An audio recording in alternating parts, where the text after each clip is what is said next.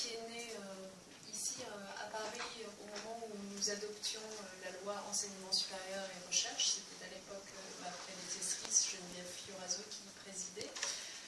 Et avec cette loi enseignement supérieur et recherche, un véritable agenda numérique pour faire en sorte que nos universités, nos établissements d'enseignement supérieur puissent prendre le virage du numérique qui s'impose aujourd'hui lorsque l'on veut à la fois démocratiser toujours plus l'enseignement supérieur, améliorer la pédagogie et améliorer le fonctionnement et l'organisation de nos établissements d'enseignement supérieur. Alors, à l'époque, il avait été établi que le numérique allait être un enjeu considérable pour l'enseignement supérieur français. Et au même moment se tenait le sommet de la francophonie à Dakar, qui avait conclu la même chose, à savoir que le numérique, ça allait être la priorité, l'une des priorités des années à venir pour préparer notamment la formation des jeunes. Et donc nous avons décidé de faire converger ces deux démarches, ces deux dynamiques, et d'inviter l'ensemble des ministres de l'enseignement supérieur et de la recherche de l'espace francophone à venir, c'est le cas aujourd'hui, à Paris, pour que nous puissions travailler ensemble à développer ce numérique universitaire. Nous avons commencé depuis ce matin. D'abord, je me réjouis que nous accueillions, ce faisant, 44 pays, 44, l'enthousiasme avec lequel ils ont répondu à dépasser nos espérances. 30 ministres sont présents, les autres sont représentés. Que nous puissions ensemble travailler sur des sujets qui s'imposent d'évidence. D'abord, comment identifier les ressources numériques dans l'espace francophone et les faire partager le mieux possible. Comment mutualiser les réponses à apporter. Alors, vous savez qu'en France, nous avons par exemple nos universités beaucoup travaillé sur ce qu'on appelle les MOOC, ces ressources numériques qui se sont démultipliées en à peine un an et qui rencontrent un succès très important, pas simplement au sein de nos frontières, mais aussi notamment dans les pays francophones auprès d'autres étudiants, ce qui est aussi une façon de faire rayonner nos pays respectifs. Eh bien, les pays que nous recevons aujourd'hui ont évidemment les mêmes défis et nous voulons partager ces réponses. La deuxième chose sur laquelle nous pouvions apporter des réponses communes, c'est comment améliorer nos équipements, bien sûr, et il y a de ce point de vue beaucoup d'investissements à mobiliser sur un plan international. Si je devais résumer ce que nous nous apprêtons à faire, d'abord nous allons ouvrir ensemble un portail francophone commun qui accueillera des ressources numériques universitaires disponibles dans les différents pays et les établissements intéressés. Pour ce faire, l'Agence universitaire de la francophonie, que je remercie parce que vous allez voir qu'elle va jouer un rôle très important, va animer un groupe d'experts des pays concernés pour établir le cahier des charges de cet outil, de ce portail francophone universitaire, et en proposer les modes de réalisation. La deuxième chose, c'est que nous allons mettre en commun nos expériences en matière de renouvellement de la pédagogie, parce qu'il ne s'agit pas simplement de substituer un outil à un autre, il ne s'agit pas de remplacer un manuel papier par un manuel numérique. Quand on parle du numérique à l'université, on parle bien de renouvellement de la pédagogie pour introduire davantage d'interactivité, davantage de flexibilité aussi pour les étudiants qui parfois peuvent avoir besoin de s'organiser autrement qu'en présentiel, sans pour autant prendre du retard dans leur cours. Donc le renouvellement des modèles pédagogiques, nous souhaitons y travailler ensemble et donc nous mettrons en commun nos expériences et des projets que nous mutualiserons. Le troisième point sur lequel nous avancerons grâce à cette réunion, c'est la question de la certification des enseignements numériques à distance, puisque une fois qu'on offre, comme je viens de parler des MOOC par exemple, qui sont suivis par certains de nos étudiants d'Afrique, une fois qu'on offre ces enseignements à distance, il faut pouvoir aussi évaluer leur acquisition, les certifier. Donc nous allons travailler ensemble sur des mécanismes de diplomation à distance en quelque sorte. Là encore, l'AEF va nous y aider grâce à un groupe d'experts sur ce sujet. Et puis enfin, nous souhaitons identifier partout dans cet espace francophone un vivier de ressources humaines disponibles, c'est-à-dire d'experts du numérique universitaire, à la fois pour les valoriser, pour les rendre visibles, mais aussi pour voir comment est-ce que chaque pays pourrait y faire appel Là encore, il s'agit de mutualiser finalement cette formation de formateurs qui va nous permettre d'avoir des développeurs du numérique universitaire un peu experts du sujet pour demain. Je ne terminerai pas sans parler d'équipement parce que bien sûr tout cela ne tient que si les pays et les établissements sont équipés. Donc nous veillerons ensemble, les 44 pays représentés, à faire converger nos efforts pour parvenir à un niveau d'équipement qui soit compatible avec les ambitions que je viens de fixer, ce qui signifie que nous allons mener ensemble des démarches auprès des bailleurs de fonds internationaux, qui soient publics, qui soient privés, pour accompagner les investissements nécessaires dans les pays où il y en a encore besoin. Mais c'est une démarche qui sera collective, donc qui aura plus de chances d'aboutir. Enfin, dernière chose, la réunion d'aujourd'hui n'était pas un coup d'épée dans l'eau. Elle a vocation, bien sûr, à être régulière pour pouvoir évaluer le travail que l'Agence universitaire de la francophonie, le travail considérable qu'on lui confie, donc aujourd'hui, vous l'avez compris. Et donc, dès l'année prochaine, en 2016, eh bien, nous aurons cette réunion à nouveau, en espérant pouvoir constater des avancées en la matière. Mais s'agissant du numérique, généralement, on est toujours dépassé par rapport à son imagination, donc je ne doute pas qu'on sera dépassé. Voilà, merci beaucoup.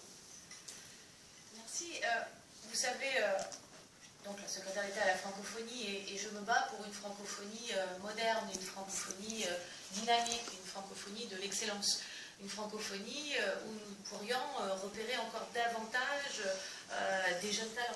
Et je crois que cette francophonie-là, elle a aujourd'hui une chance à travers ce rassemblement, cette mobilisation, parce qu'elle sera signe d'innovation, elle sera signe d'une préparation à relever l'ensemble des défis de ce XXIe siècle. Et l'espace universitaire est une vraie réponse à l'évolution de cette francophonie. Vous savez, si on n'agit pas, la francophonie, elle va régresser. On nous annonce 750 millions de locuteurs francophones d'ici 2050. Oui, mais c'est un simple calcul. On peut y arriver tous ensemble si on se mobilise, à condition effectivement d'être au rendez-vous de l'éducation, au rendez-vous de l'excellence, au rendez-vous d'une évolution des nouvelles technologies et notamment du numérique et l'utilisation du numérique dans la formation. Là, le thème, c'est effectivement le numérique et les universités, et je crois qu'on voit bien que nous sommes tous aujourd'hui conscients de l'enjeu qui est devant nous. Et nous devons pouvoir y répondre, notamment, alors moi je vais dire par les flots, les formations en ligne ouvertes à tous, puisque je suis la secrétaire d'État à la francophonie. Et je crois qu'avec l'OIF, nous pouvons y répondre. Nous pouvons aussi le faire, bien sûr, avec l'AUF, qui est déjà, on va dire, depuis les années 90, engagée dans cette question de la formation et du numérique. Et on peut les féliciter pour cela. Mais il n'y a pas effectivement que les modèles français. On a la chance aujourd'hui d'avoir pu visiter un certain nombre de présentations là-haut qui montrent que la mobilisation elle est générale, que les initiatives elles sont partout. Il faut maintenant pouvoir, comme le disait Najat, unir toutes ces innovations, unir tous ces dispositifs au travers d'un portail qui sera la possibilité pour tous de suivre des formations en ligne et donc de faire évoluer cette langue française. Cette langue française, c'est une histoire commune, c'est des valeurs communes que nous partageons. Et il faut absolument, dans ce monde qui se referme dans certains pays et qui touche aussi la France, que la francophonie soit une réponse d'ouverture. Et je le redis, une réponse d'excellence. On a aujourd'hui dans le monde 26% de jeunes qui font des études supérieures. Malheureusement, c'est 10 fois moins dans des pays en développement, notamment les pays africains. Un exemple, au Niger, c'est 2% de jeunes qui font des études supérieures. Le numérique, c'est aussi une réponse possible pour faire que demain, davantage de jeunes, notamment dans les pays en développement, aient accès à l'université. Nous savons tous que l'accès à l'université, c'est l'accès à l'excellence et nous préparons les futurs chefs d'entreprise, hommes politiques, parents, tout simplement, de demain. Et pour ça, nous avons donc un rôle important à jouer. L'événement aujourd'hui, c'est un événement inédit. jamais autant de ministres des universités ou du développement ou de la francophonie ont été réunis sur un objectif bien concret, bien précis. Et je crois qu'il faut s'en féliciter. Et puis, il faut rappeler aussi que l'appétence pour le français se développe partout et qu'on est incapable de répondre aujourd'hui à la demande et que le numérique, là aussi, va nous permettre de répondre à l'échelle à laquelle nous ne pouvons pas répondre avec ce qu'on a fait jusqu'à aujourd'hui, des installations physiques qui demandent des moyens énormes. La démographie, notamment africaine, est telle que si nous voulons avoir une chance de permettre à tous ces jeunes d'avoir accès à l'éducation et à la formation des plus hauts niveaux, il faut utiliser ces moyens aujourd'hui à notre disposition, moyens innovants. Et je crois que c'est un ascenseur social qu'il nous faut davantage promouvoir. Voilà ce qui me concerne. Merci. Merci. Je suis le nouvel administrateur de la francophonie et vous avez entendu Madame Jean, la secrétaire générale, le message qu'elle nous adressait, à savoir remercier la France, les ministres ici présents, pour cette opportunité d'aider à créer un environnement numérique pour les universités francophones, les universitaires francophones et les chercheurs. Cet événement, pour nous, s'inscrit réellement dans le plan numérique que l'OIF a développé pour ses États membres, donc du supérieur peut-être jusqu'aux citoyens ordinaires, comment nous pouvons rendre la francophonie dynamique, les termes ont été utilisés. Elle est sur le chemin d'une modernisation dans sa gestion, dans ses approches, dans ses stratégies, et aussi le portage politique qu'elle porte. C'était un acte de solidarité et de générosité de la part du plan de l'agenda numérique de prévoir des activités en direction de la francophonie, mais c'est aussi un acte d'intelligence stratégique parce que nous constituons un atout majeur. Il y a des bénéfices à tirer de la francophonie, mais pour cela, il faut que l'on constitue ensemble tous les, je dirais, les portages à tous les niveaux politiques, stratégiques, mais aussi au niveau pratique, parce qu'il faut que ce soit une réalité pour les pays, pour les jeunes. Nous parlons aussi d'une francophonie des peuples. Donc créer les nœuds qu'il faut, les engagements qu'il faut, et la nouvelle secrétaire générale, la nouvelle administration est très, très engagée pour le faire. Nous avions dans ce domaine-là notre opérateur principal dans l'enseignement supérieur qui est l'AUF, avec laquelle nous travaillons en très bonne intelligence. Nous avions aussi le souci d'avoir dans le domaine de l'éducation, une éducation de qualité, une éducation inclusive, un apprentissage tout au long de la vie, pour tous et pour toutes dans nos pays. Et cela suppose évidemment que l'on s'adresse aux questions d'accès, l'accès, l'égalité, l'inclusion et l'innovation. Ça aussi c'est des termes.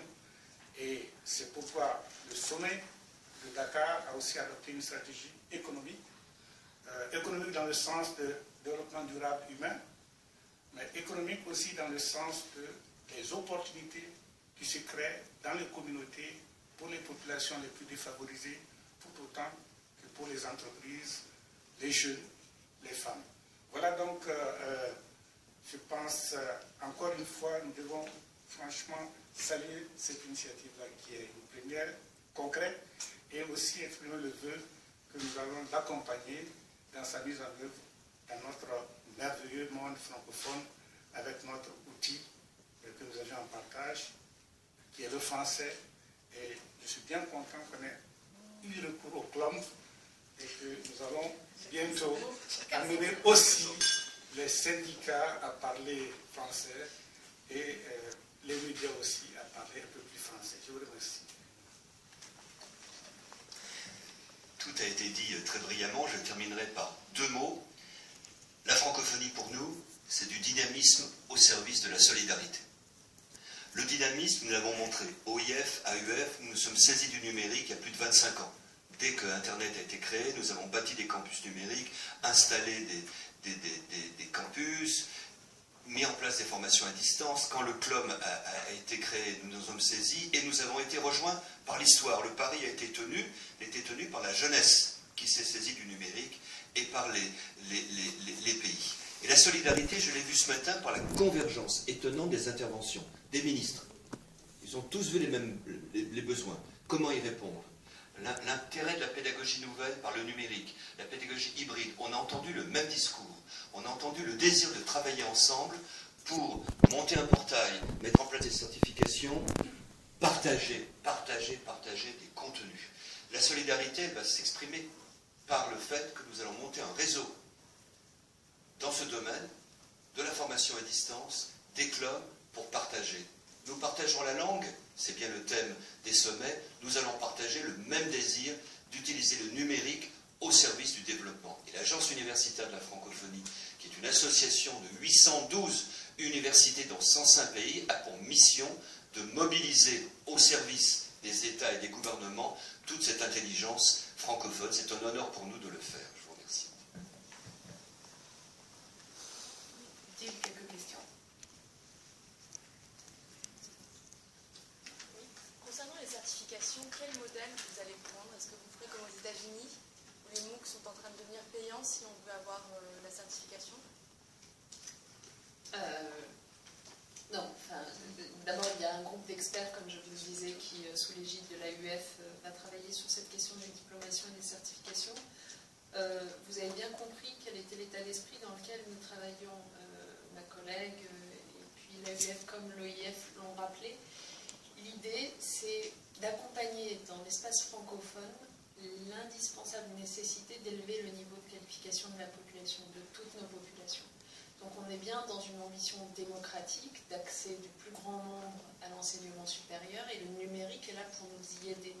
Donc vous imaginez bien que mettre des freins financiers à l'entrée, ça ne fait pas tout à fait partie de notre imaginaire, au contraire.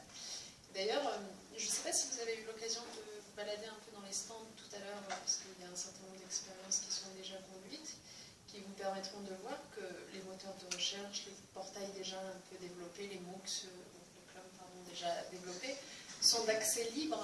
Il n'y a pas de frein financier à l'entrée. C'est bien ça qui fait leur succès d'ailleurs, y compris dans des pays parfois pauvres. Voilà. Et l'idée, c'est au-delà des étudiants eux-mêmes, parce qu'on a beaucoup parlé des étudiants, il ne faudrait pas qu'on perde de vue la formation continue. C'est de s'adresser à toute une population. Il faut considérer qu'on peut toujours revenir en formation et qu'on a un formidable outil avec le numérique pour le faire.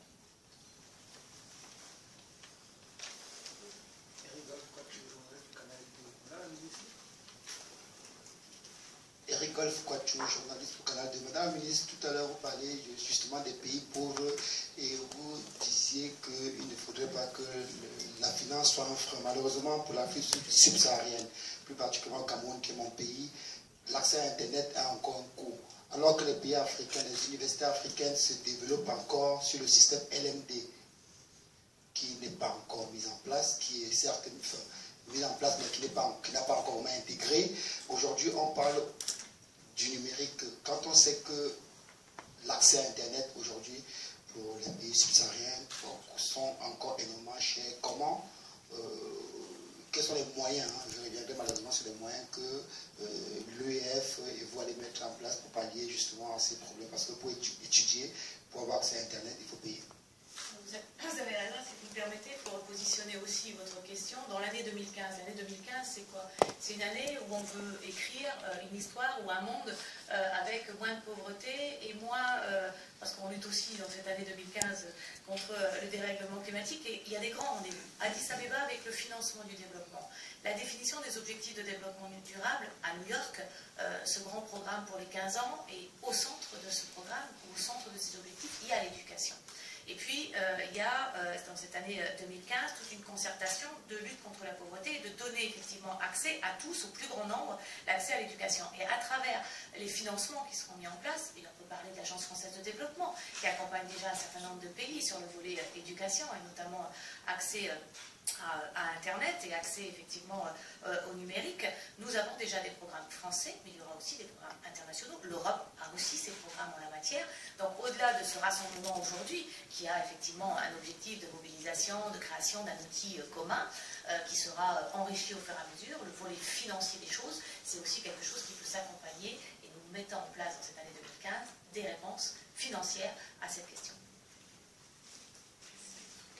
Je voudrais, Madame la Ministre, ajouter aussi que les choses vont vite, elles vont très vite, et beaucoup de pays africains investissent là-dedans, dans la fibre optique, dans les installations. L'exemple de Yaoundé est révélateur. La fibre optique avance vite, et Yaoundé 2 et Yaoundé 1, les universités, sont connectés.